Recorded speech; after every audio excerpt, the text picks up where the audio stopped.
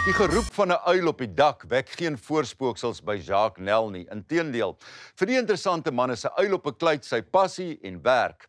By sy L Orphanage aan die Weskus bied hy 'n helpende hand aan geveerdes in nood. Hy is ook een van die enigste instansies in die land wat bloukraanvoëls red en rehabiliteer. Therese het gaan hand bysit.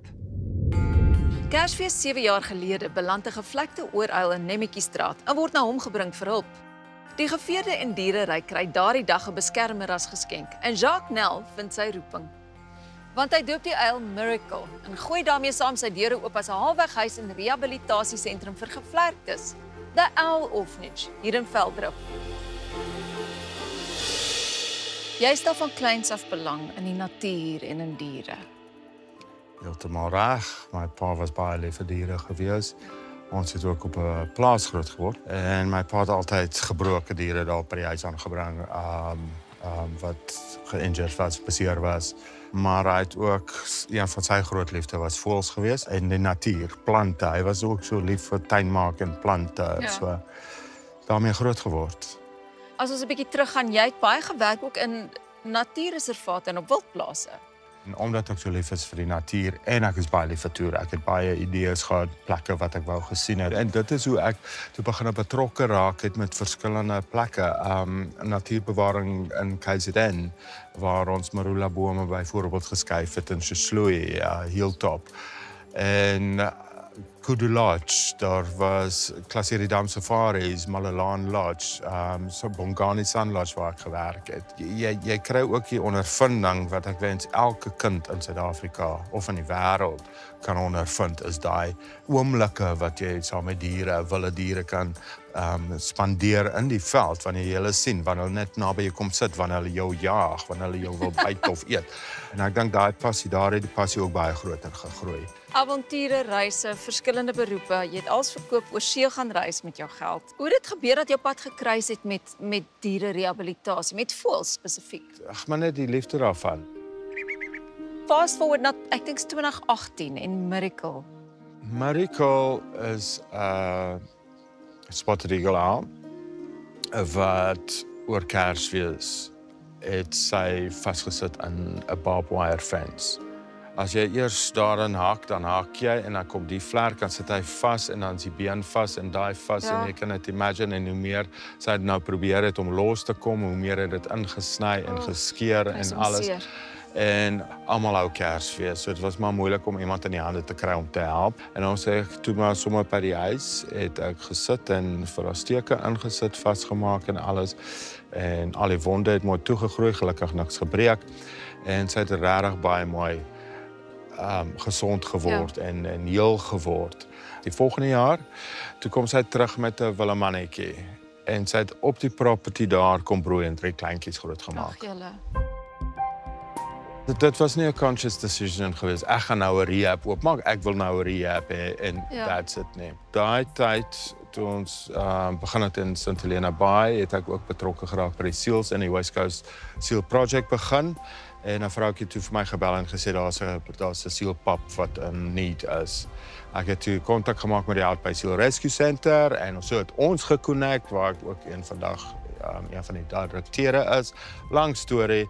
Die vroukie wat toe daai seal op die strand vir my laat weet het, was so genoot die regte woord.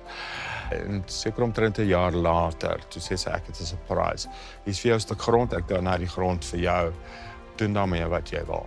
So daar was nou nie baie geld nie. So ek begin met 1 paal en enclosure wat 4 by 4 meter was. Dit was my eerste hok gewees. En so het ons nou maar gegroei oor die jare en dis waar ons vandag is.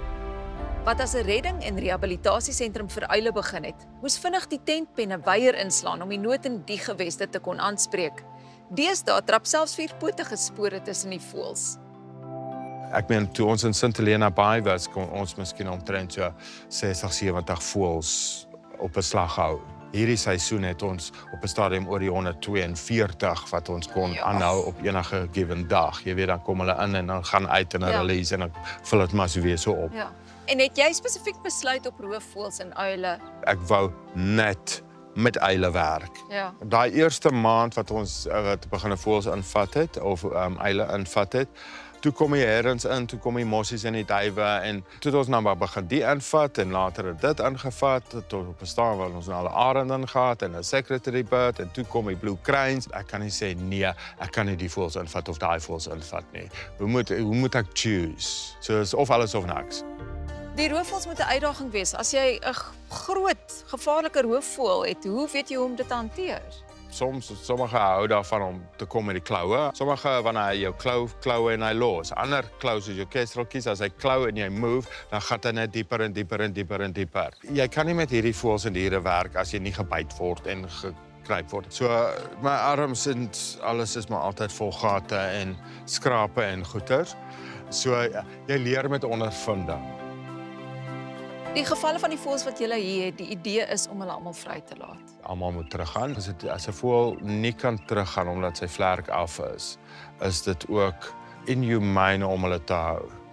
Want daai voël kom uit die wild uit. Hy wil vlieg. Ja. Hy wil gaan jag. Nou is hy in 'n klein hokkie of iemand se pet of wat ook al. Jy weet, hy klim teen goed op en spring af en hy dink hy kan nog vlieg. En dan val hy om stikkend op die grond. Jy weet, so dit is vir my die een groot ding. Dit is meer humane om dan eerder te laat uitsit. As wat 'n mens 'n voël hou wat nooit weer kan voël wees nie. Voëls wat inkom word heel eers deur Jacques in die mediese fasiliteit ondersoek. Die mediese afdeling is Jacques alleen se baba. Sy pasiënte het hom letterlik 24/7 nodig. So hy slaap is maar 'n luukse. Dis nie asof jy 20 mense het wat hier rondhol saam met jou nie, Jacques. Jy is die ou wat die opstaan in die middel van die nag paar keer. Ek slaap net aan die kant van die muur. So wanneer laas jy deur die nag geslaap? 7 jaar terug. 7 jaar terug laas 'n naweek gehad, 'n dag afgehad en aand afgehad. Daar's nie holidays of is nie. Dit is 'n lewenstyl. Dit is nie 'n werk nie, want as dit 'n werk was, het ek al lank al die pad gevat. Ek haal my hoed af, maar ek is ook bewus hierso is 'n eend wat nou versorging nodig het. So wat moet nou gebeur met hom? Ek gaan hom nou uithaal. Hy kom ook van die SPCA af so pas. Ek gaan hom nou uithaal en dan gaan ek gou vinnig deur gaan kyk dat sy voetjies alright is en sy vlerkies nie gebreek is of iets nie. Koppoppetjies. Ja, hy maak 'n klasse bek oop vir my. Kyk, kan sien hy's bietjie skrikkerig. Ek wil gou iets kyk. Hier so agter op sy ruggie. Maar hierdie lyk vir my soos 'n white back. Jy voel hom baie vinnig as hy 'n breek het. Hy voel reg vir my. Ek dink hy is maar nog net babietjies. So het iemand hom net gevind en ingebring. Baie keer tel mense net babietjies op en hulle kyk nie rond nie. Hulle raak excited of vat dit huis toe en laat die kinders daarmee speel en kos gee. Gee hulle verkeerde kos en hulle wil nie eet nie, want hulle ken nie mense nie. Maar hier is maar net 'n babietjie en hy's alles alright. Sodra die pasiënte gereed is om uit medies ontslaan te word, lig Jacques die personeel breedvoerig in oor die toestand en versorging van die voël. Van nou af word die voël slegs gevoer en gemonitor en menslike kontak word streng beperk. Adrian, dit is die kleinste ou voeltjie. Waar kom die ouetjie nou vandaan? Ons weet tog nie wat dit is nie, né?